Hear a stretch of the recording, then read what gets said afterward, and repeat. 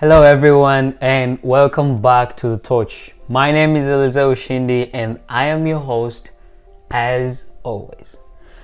With almost 2 months to the end of 2020 and just a week or less to the United States presidential elections, it seems that this year, of course, will leave us wondering why it was here. But the fact is that we won't forget how everything has been so horrible in this 2020 and how, just like a lot of things didn't go on well. But all in all is just, and what I've kept saying is that we should be grateful that some of us are still alive no matter what has happened. So I think it's really amazing. With that being said, after a full month of striking in Nigeria, well, it turned out that at least there was going to be hope to the start of the ending of SARS and police brutality after the Nigerian Inspector General announced the dissolution of SARS on Sunday this week. So it's been a full month, the whole October, and the people of Nigeria were on the streets in Lagos, Abuja, striking and asking the government to do something about SARS.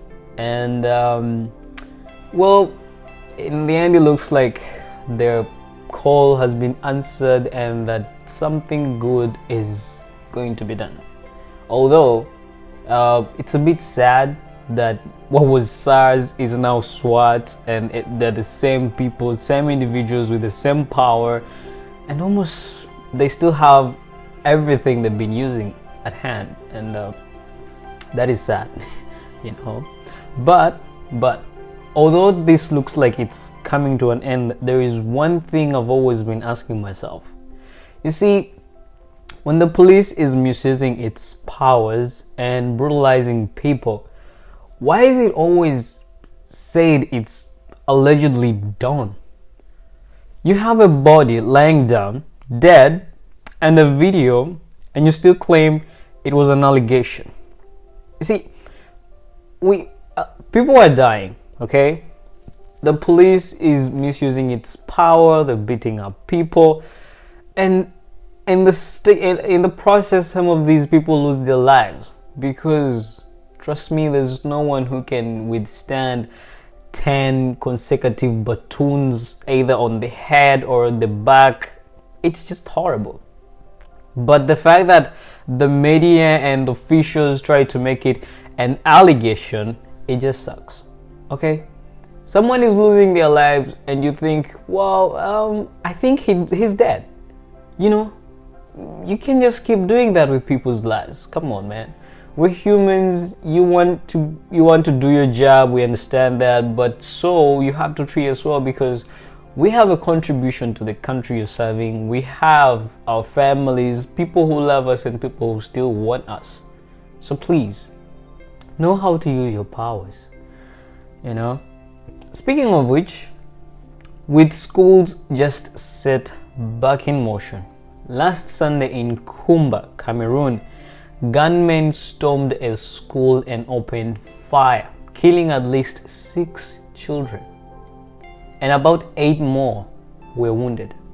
Now, it is said that these heartless morons arrived on a motorcycle and looked as normal as common civilians.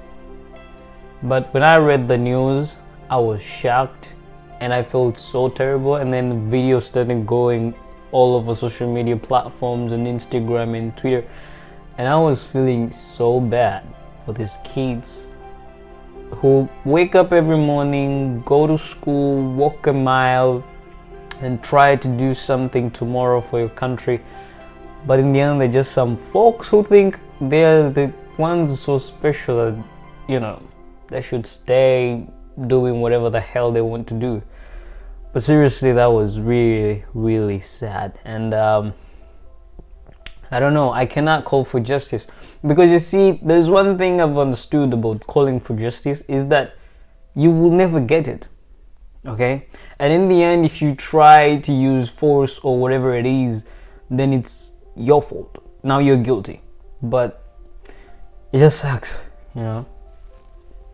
That being said, everyone was left to question if this attack was linked to the ongoing struggle between the army and groups seeking to form a breakaway state called Amazonia in the English-speaking state of Morocco, like in the western parts of Morocco. So there's been more like what can I say, a conflict between the army, the military, with some folks in the forest, because this is normal in Africa. I mean, anyone who feels like we want something, they just go to the bush, get the guns, and I don't even know where they get the guns, but it sucks. Okay, so these guys just, everyone is questioning themselves if the attack was linked to that. But hey, come on, man, children were not part of whatever nonsense you guys had to deal with. So, you know, I really feel bad for these kids, you know, the families and all that stuff.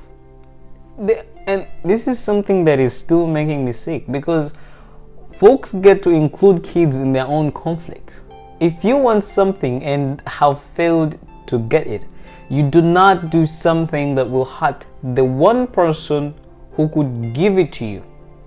Because you see, you need something, and then you think because you've not got it in peace, you're going to get it by force, by trying to hurt the person who you're trying to get that from, and you're just adding more issues and more issues. It's like problems over problems, and it makes no sense, you know. I have a feeling that folks have watched so many movies where a bad guy had someone to get what they want. Look, in real life, that shit doesn't happen. You know, it doesn't happen that way. When you need something, you have to be patient for it to be given to you. And when it's not given to you, you have to question yourself, what the hell is wrong with me? Why I can't get whatever I want? But killing innocent people, innocent children, it's so sad, you know. It's really, really sad, and I don't know what to say, because our governments do not help us. I'm gonna be honest. Our governments do not help us. And you won't even know where these guys get the guns from. That's the first biggest issue we have.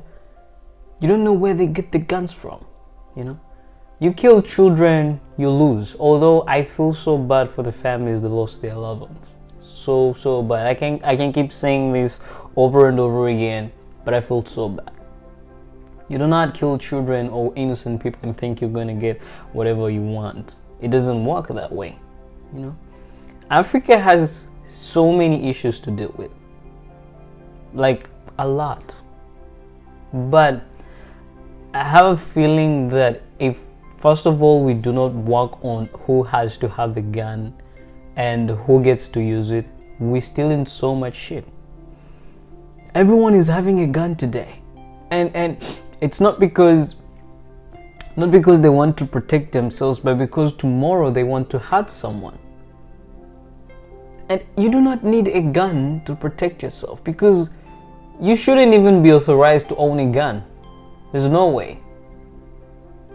You know, if I had the power, I would look for the manufacturing companies of guns in Africa, but I'm sure we do not even have them.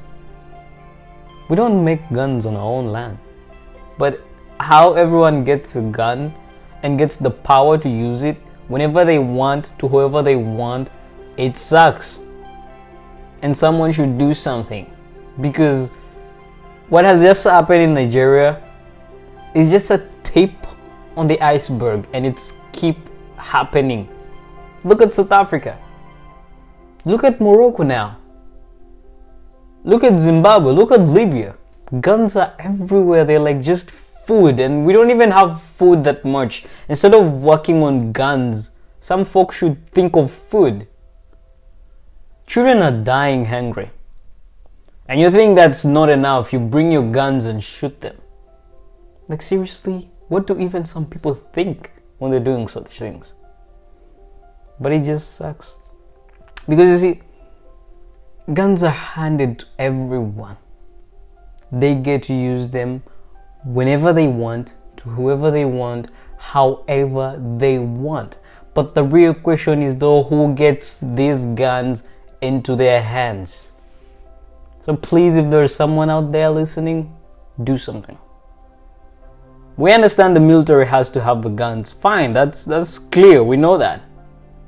But damn, a civilian with a gun is more dangerous than a trained military personnel, because they have no idea how to use it. They're just going to shoot anyhow to anyone, anytime and whoever they want.